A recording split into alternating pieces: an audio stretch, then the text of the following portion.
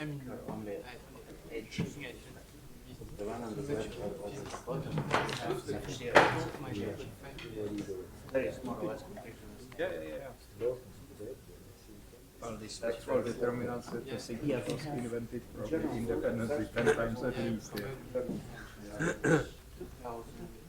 I have a paper on that 10 years ago. Basically the same thing completely. And I think now I know it's like 6 repeating Oh, in a window. okay. So just a moment, we have to change to the. Yes, yes. Oh, core is well Right. yeah.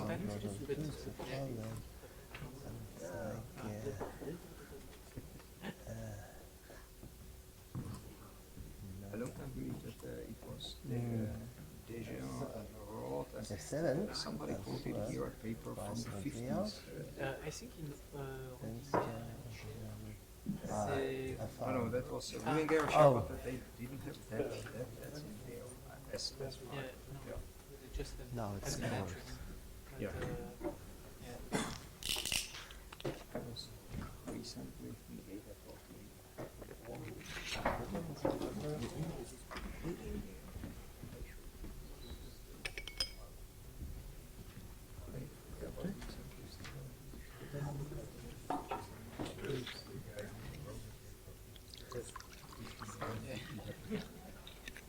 Okay, shall we start? And the next speaker is Vadim Kostrygin from Marken and Lifestyle, who will be speaking on inverse scattering problems for quantum graph. So thank you very much for the introduction. So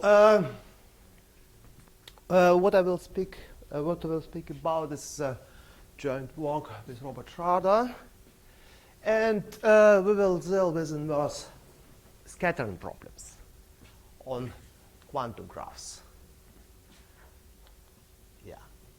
So just a few words about the definition what the scattering, inverse scattering problem is. Actually, it deals with reconstruction of geometric objects, quite generally, in our case, quantum graphs, from scattering data. And what we understand in the scattering, under the scattering data, it depends on our problem sets. And so the first way is to speak about the so-called scattering phase. This means we take the scattering matrix depending on real parameter k. K, let's say it's a square root of the spectral parameter. And now let's calculate the determinant of the scattering matrix. And actually, so a scattering matrix is unitary. Then the logarithm of the determinant will give us a scattering phase. So the complex argument of this quantity. And this object is actually a natural replacement for the eigenvalue counting function if we speak about inverse problems for domains or compact quantum graphs. So this is actually so the dual object if we pass from some system which possesses purely discrete spectrum to the systems which are having an absolute continuous spectrum which allows the scattering. And so these kinds of scattering problems has been treated especially for quantum graphs. In general, it is well known since a long ago. And especially for quantum graphs, it was treated by Gutkin and Smilansky, 2001.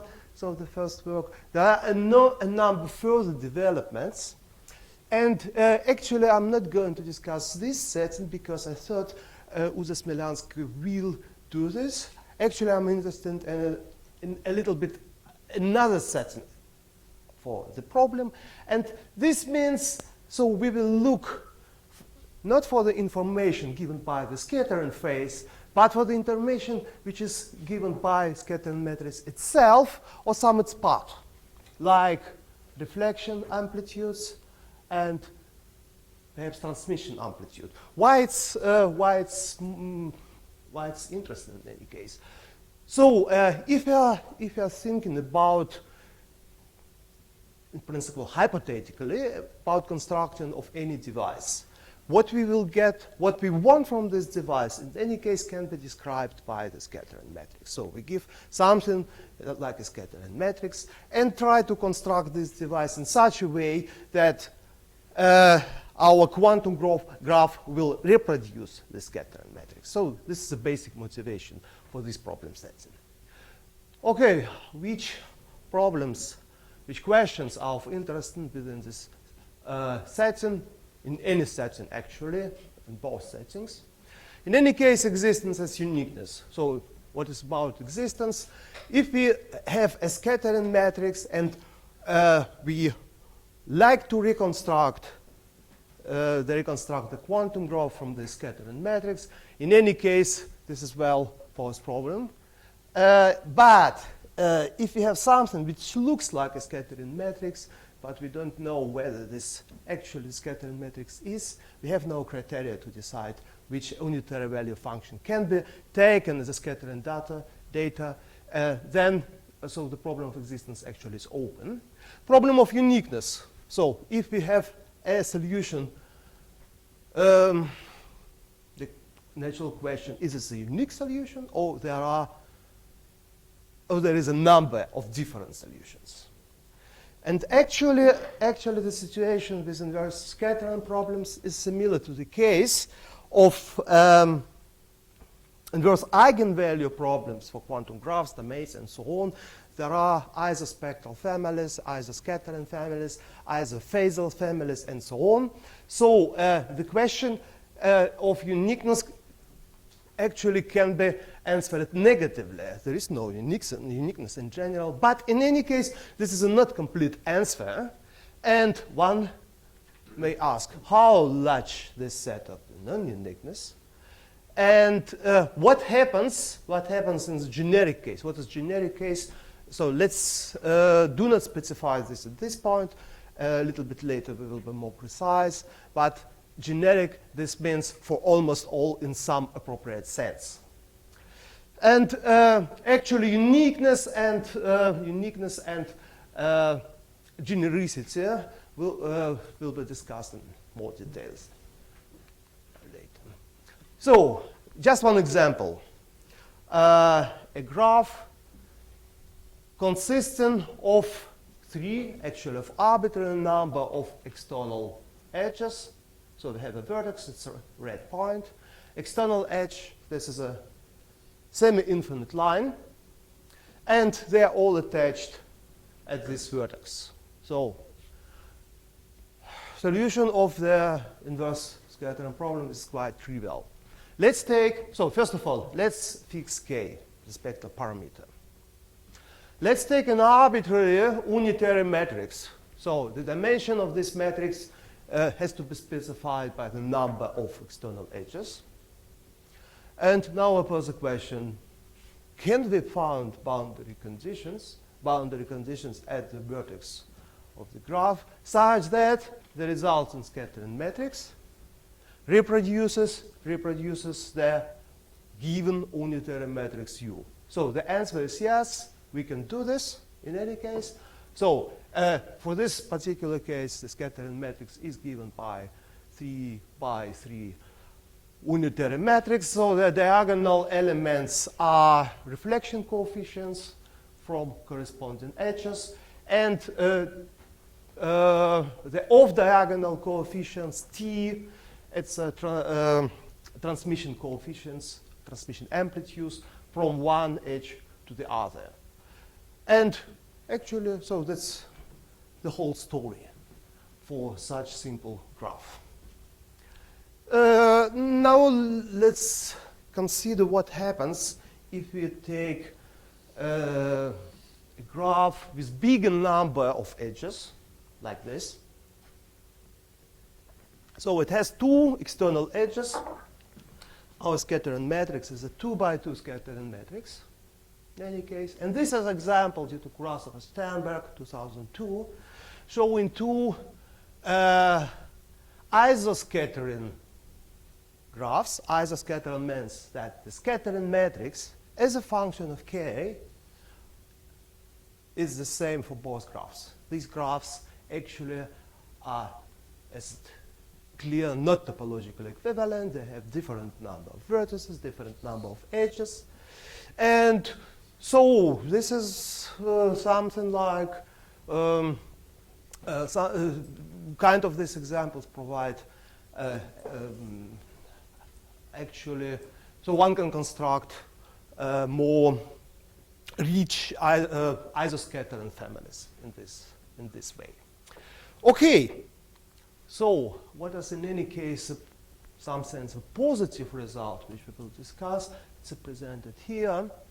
And what we will do the following. So we will consider rather arbitrary graph.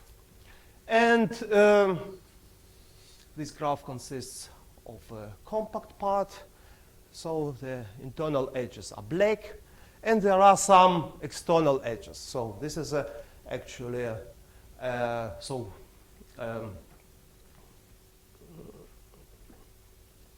the edges making this graph non-compact. Then what we will do is the following. So we will actually consider, first of all, just one reflection amplitude. So this means we choose an external edge quite arbitrarily, and we will consider the scattering from just one external edge. So we will send plane wave. We will look what is coming back, and what is coming back will define the reflection amplitude. This will be done for all positive case. Okay. So what we can extract from this information? Actually, the following. So in the generic case, what is generic will be discussed a little bit later. We may construct completely the interior part of the graph. So interior part, these are all vertices, and these are all black edges, all internal edges. It's considerably much. So then, actually we allow arbitrary self-adjoint boundary conditions. Please. Actually, how do you know how to subtract direct scattering from this graph? How? You want to construct something which depends on the internal structure. You mean how to solve the direct scattering problem? We will discuss it in a couple of minutes. So the second point, we will do the following. So actually we pose arbitrary boundary conditions at vertices of the graph, arbitrary but leading to self-adjoint operators. How they look like will be discussed in a couple of minutes. And the question, is it possible to reconstruct the boundary conditions at the edges of the graph or not? So again, in the generic case, knowing the whole scattering matrix, in this case is 2 by 2 unitary matrix consisting of reflection amplitudes and 2 transmission amplitudes. Something like from here to there and from there to here, something like this.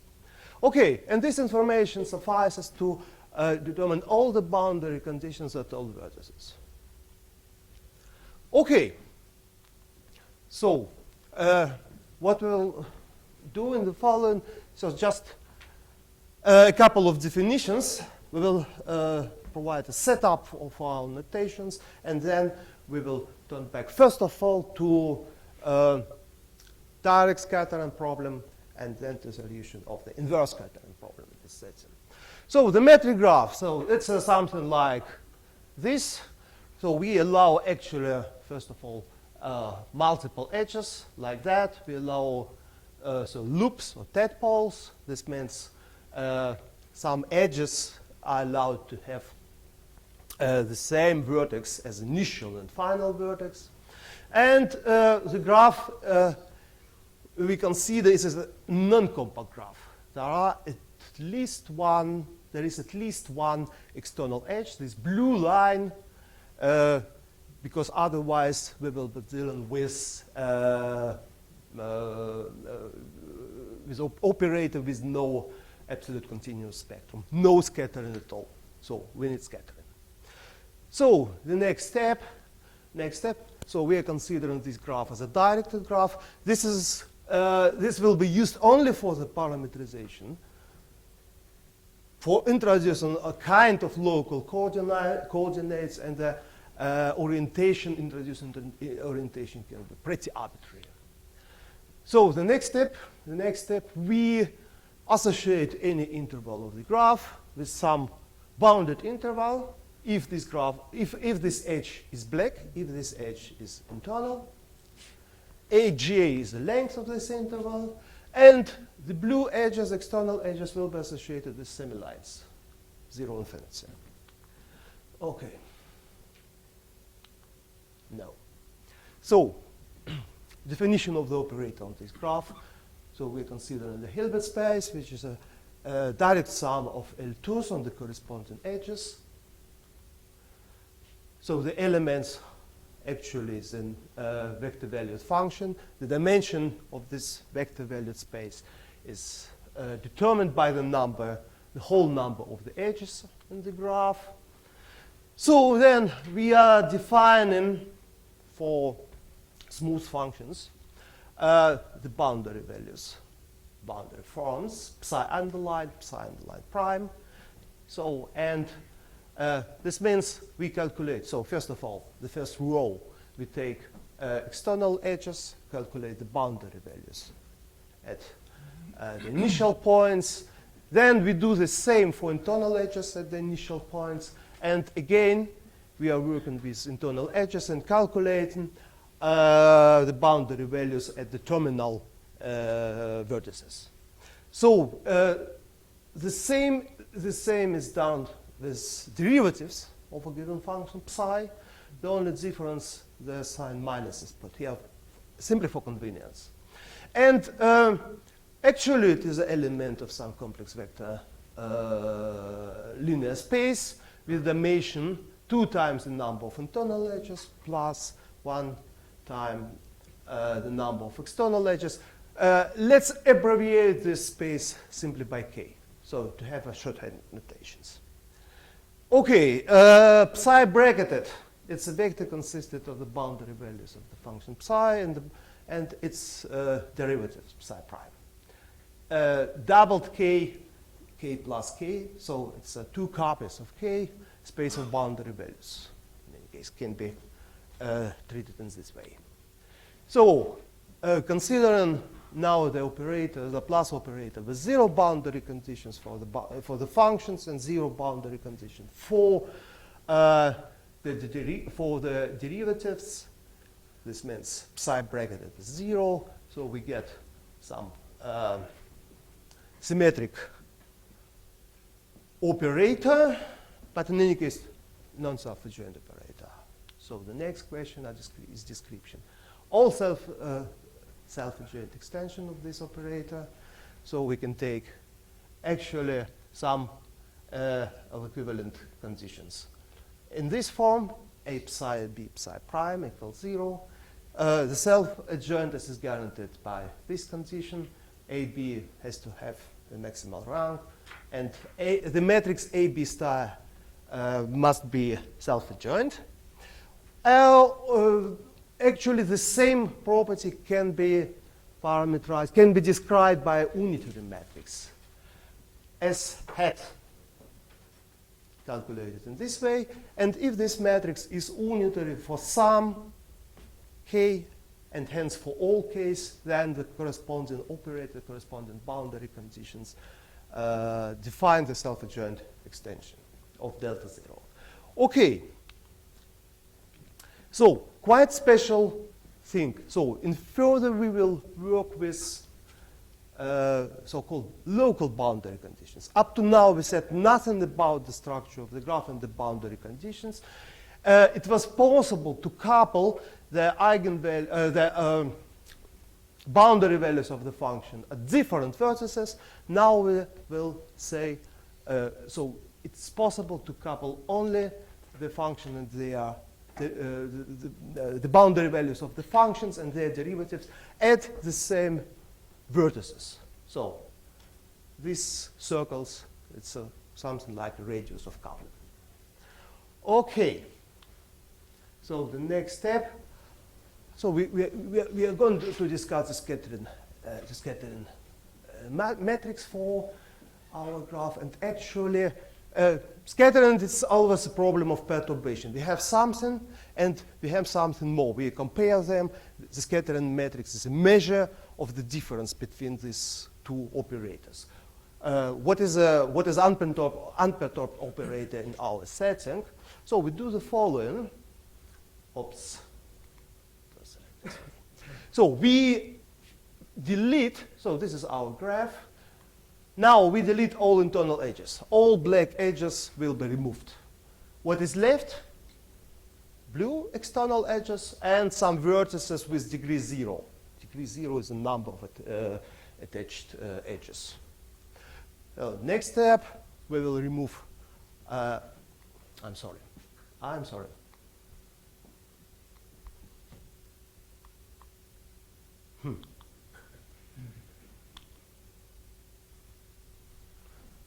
will do this manually. This way and this way. Okay. What we get is it's again a graph. It must not be connected. In this example, it is disconnected.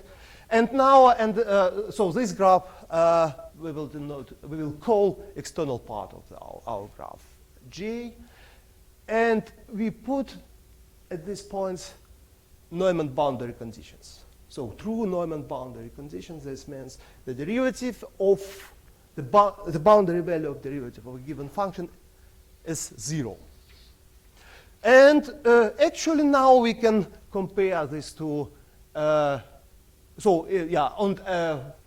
the graph, on the external part of the graph G, we will define the corresponding Laplace operator. And what we are doing, we are comparing to Laplace operators. They are acting in different Hilbert spaces. Doesn't matter. We can easily associate, actually consider some kind of embedding of the Hilbert spaces, and without any problem, we can define then the scattering matrix. So this device doesn't work properly. Okay, and what we get, this is a scattering matrix. Actually, K is the square root of the spectral parameter S hat. This is a matrix of this form, which is related to the boundary conditions. It's unitary. And from this matrix, we can calculate the complete scattering matrix denoted by the same letter S, but without hat. What is the reason why am I using the same letter for different objects? The reason is quite simple. If we consider a graph with no internal edges at all, one might call it like a star graph, then S, the scattering matrix, is given by the matrix S hat. So otherwise we have this construction. First, one might pose question actually, is this inverse always well defined? In any case, it may well happen that there are embedded eigenvalues in the absolutely continuous spectrum. At this point, there is a problem. Actually, this operator in the brackets will be no longer invertible. But in any case, these two operators, these two projections, 1, 0, 0, 1, 0, 0, put left and right, they eliminate the corresponding singular space. So this object is always well defined. Okay. Actually, this is a solution of the direct scattering problem. We get the scattering matrix. So this is everything we would like to have. Just one remark. It's an important remark. It is used actually in the proof. And the remark is as follows. Let's fix K. Let's fix a spectral parameter. Some positive number, some arbitrary positive number. Then just inspecting the representation for the scattering matrix, we can see that the whole dependence on the edge length is provided by this matrix T, and it depends on the edge length periodically as exponential, imaginary exponential of k multiplied by aj. So just the consequence, now it's about wrong direction, this one. The scattering matrix depends on the edge length periodically. So what is the consequence? The following. By fixed k, by fixed spectral parameter, by fixed energy, our scattering matrix is actually a function on a torus. The dimension of this torus is the number of orthogonal edges. So the second thing, actually, we can perform an analytic continuation of the scattering matrix to the polydisk, just in complete analogy with analytic continuation of the function defined on the circle to the disk. And actually, what we get, this function is in the function. This means the boundary value of the analytic continuation at the distinguished boundary. This distinguished boundary, this is a product of the boundaries of corresponding tori. There it is unitary. What is quite interesting thing, actually, if we are in the case where the graph has the only internal edge, so we may apply well-known factorization theorems for inner functions, and we get complete characterization of the scattering matrix, complete characterization of resonances, and so on. The problem is much more delicate if the number of edges will be larger. This means we go from the circle to the torus. But in any case, so that's interesting question, how we may make use of this observation. And actually, we will use some information on the periodicity, that's all. So now I'm going to formulate the main result more precisely, and we need some additional notions. So first of all, the notion of genericity. In which sense some property P holds in generic sense? We will say the following. So we are considering the local boundary conditions. This means at all vertices of the graph, the boundary conditions are independent. Just at any vertex of the graph, the number of boundary conditions is given by the dimension of the unitary group associated with vertex. Degree of this vertex is a number of edges attached to this vertex. And this means the whole number of all self-adjoint extensions of the considered symmetric operator is parameterized by this product. So we take unitary groups related to different edges, and then we build the product of these things. So, and now, actually we have a natural measure on this product. In any case, it's a Lie group and so on. It's a Haar measure. And the property P holds for almost all boundary conditions. It is generic if the measure of the set is 1, if you normalize our measure by 1. So just an example, if we consider, so quite simple case, we take an external edge, it's a semi-line. So we have precisely one vertex. At this vertex we pose general boundary conditions, general self-adjoint boundary conditions. In any case, it can be written so in well-known form, psi multiplied by sine theta over 2.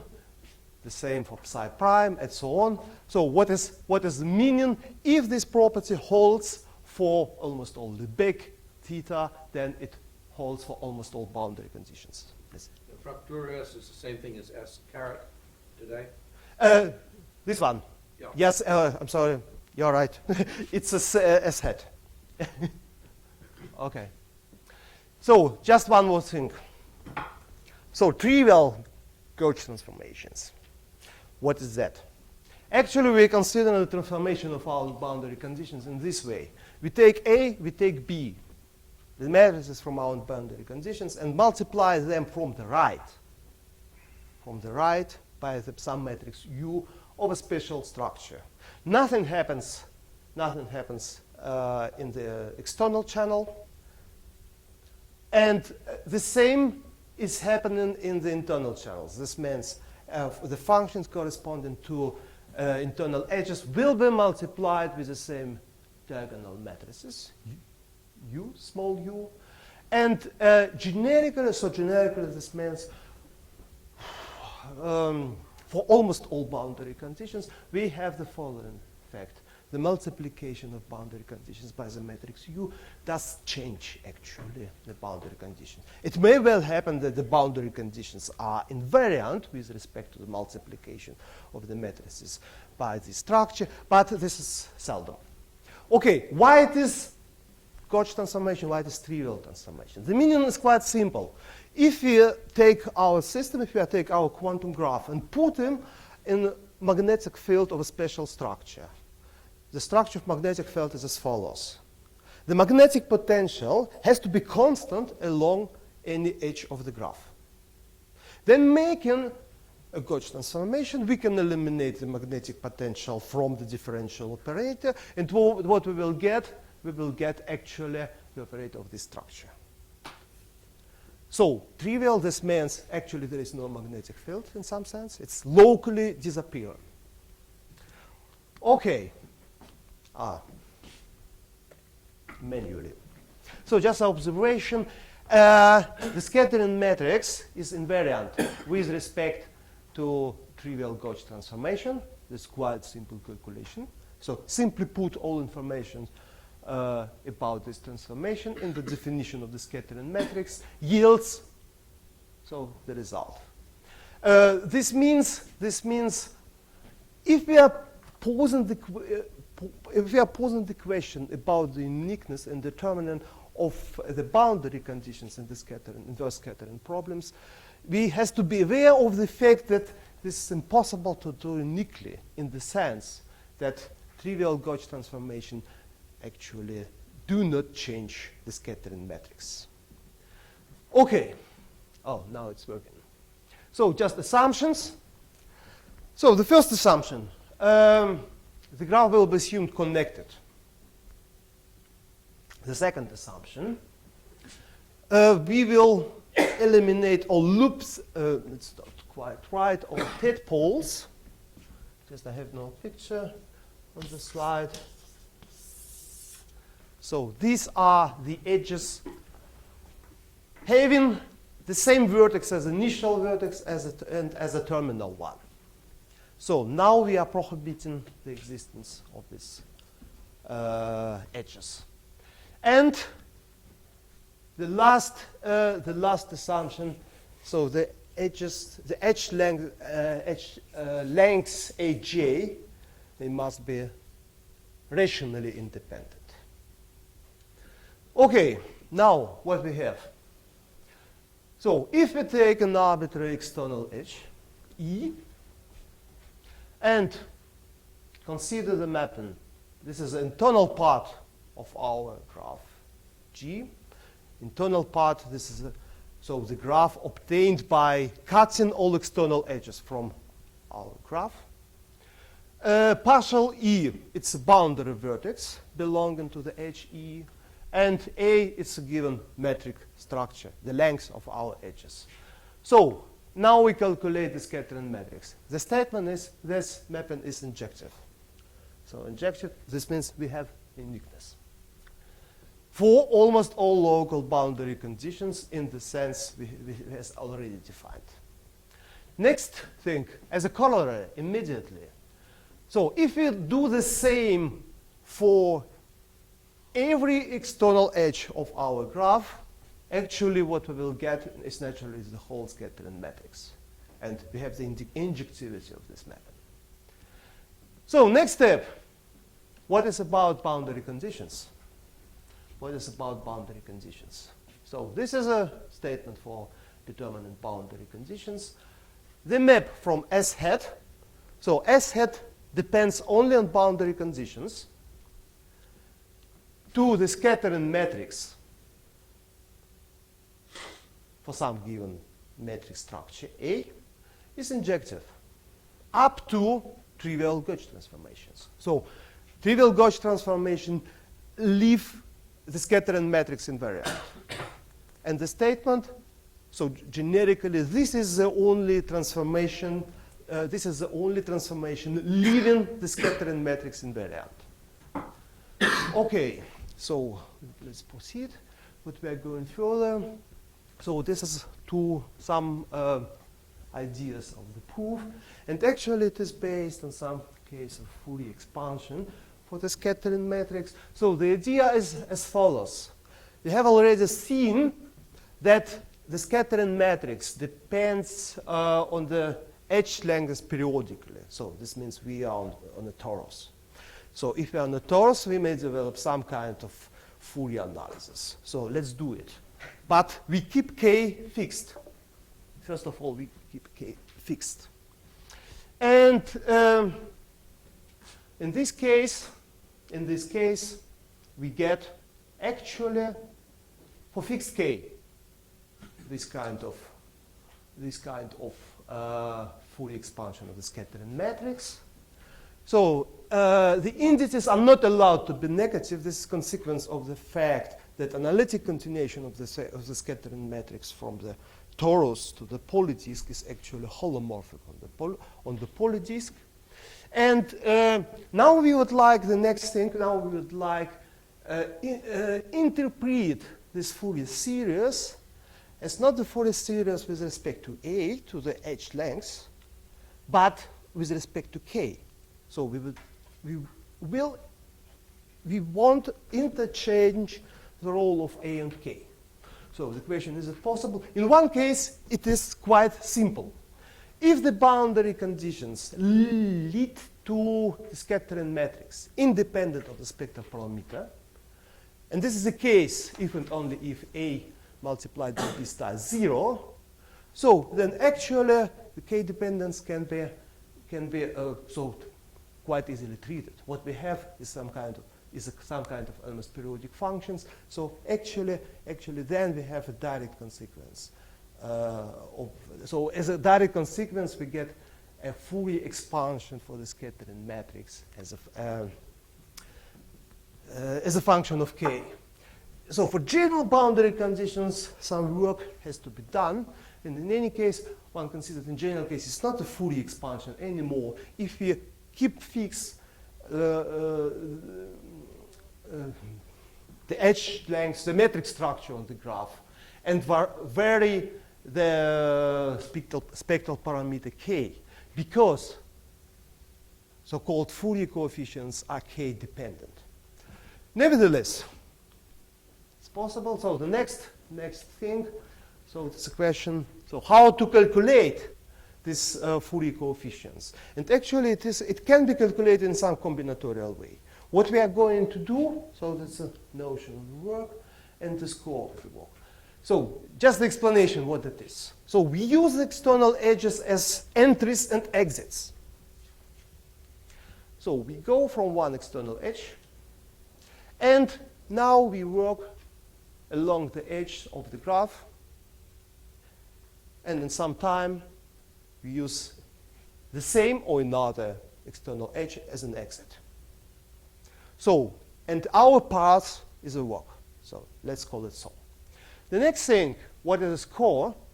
By walking, we simply count the number we cross any edge, the number we cross any edge. And now, so after the walk is completed, we get a vector, just n, denoted by n. which consists of the number of this list of numbers. Okay, so now just several examples for quite simple graph. So this is a trivial walk. The scope of this graph is 0, 0, 0. Why? It's precisely 3 numbers, because the graph has precisely 3 internal edges. So this is a graph, this is a work with a score 1, 1, 1. Another example, 0, 0, 2, 3, 1, 1, and so on. And actually, the interrelation between the scores on the corresponding works is not 1-to-1. This means the score does not fix the work uniquely. There are 2 different works with the same score. So the first one is simply obtained by reflection. The second one is more complicated. We interchange the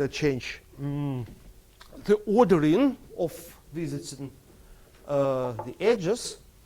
And in any case,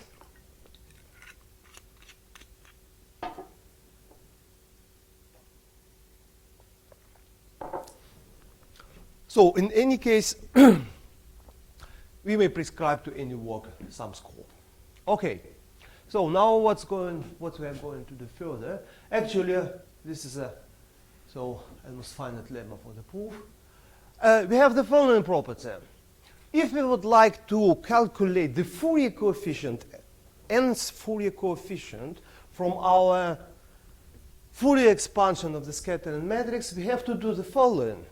We have to consider all works with a score n.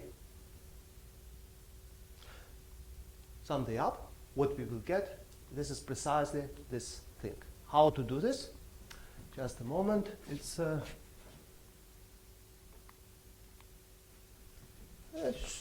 should be one slide more. No. Okay.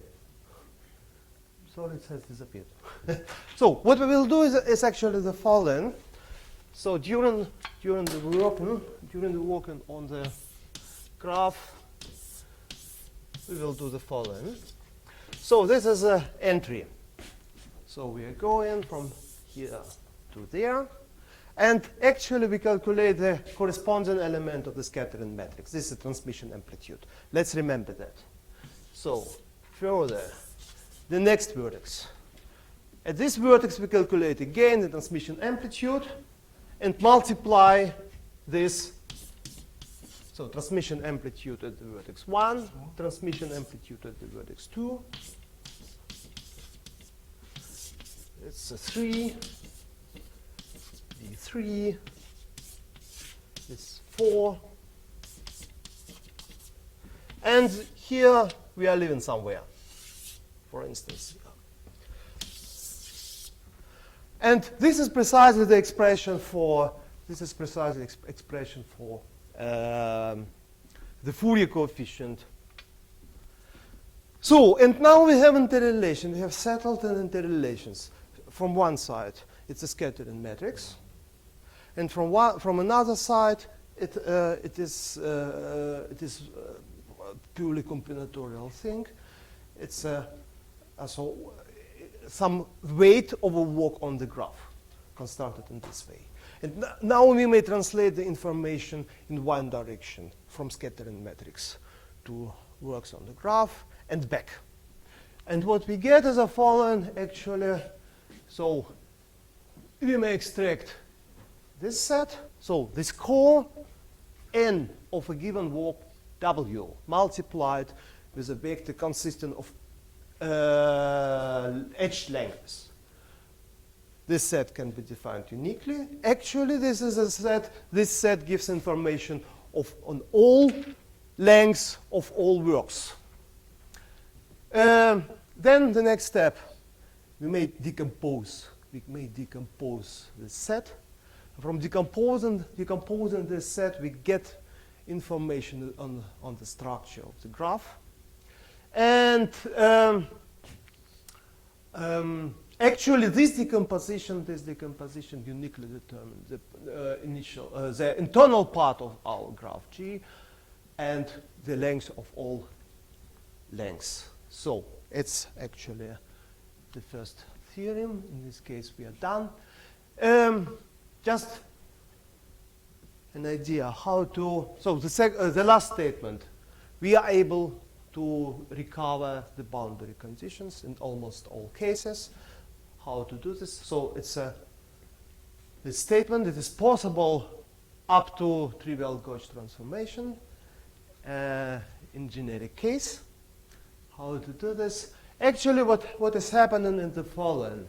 So the crucial point in this part. So we are using again the connection between the Fourier coefficients and works on the graph. The crucial statement is actually just one inverse spectrum problem for finite matrices. This means, so we have a matrix M given. We know all entries of this matrix, but diagonal. So the diagonal elements are unknown. But we know the eigenvalues of this matrix. So the first question, we would like to reconstruct the matrix completely. Is it possible?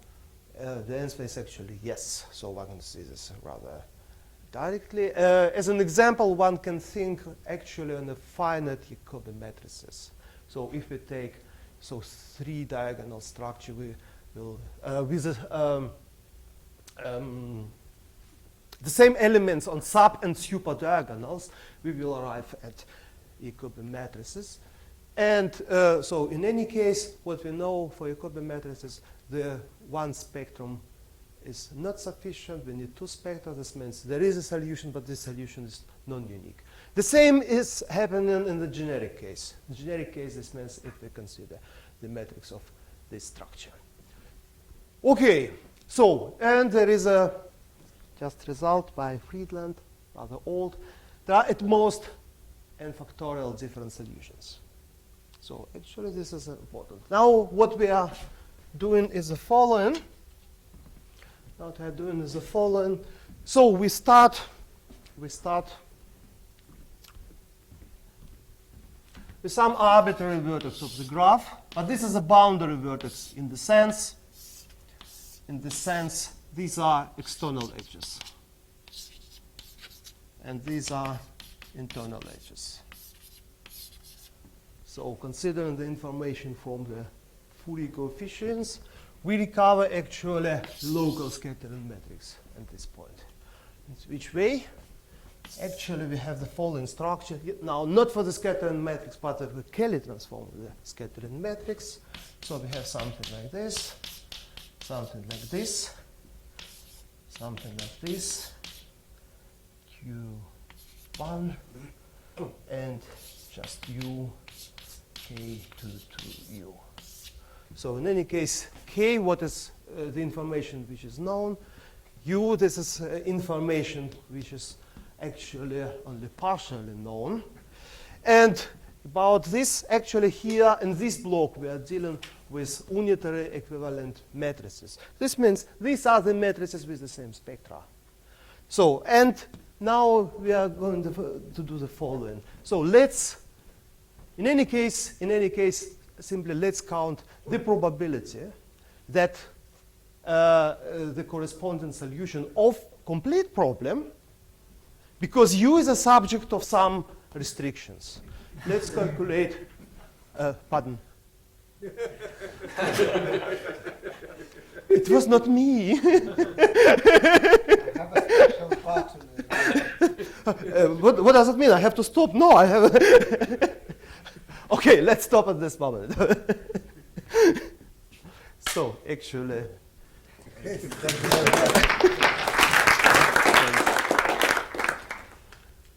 Questions or comments, please.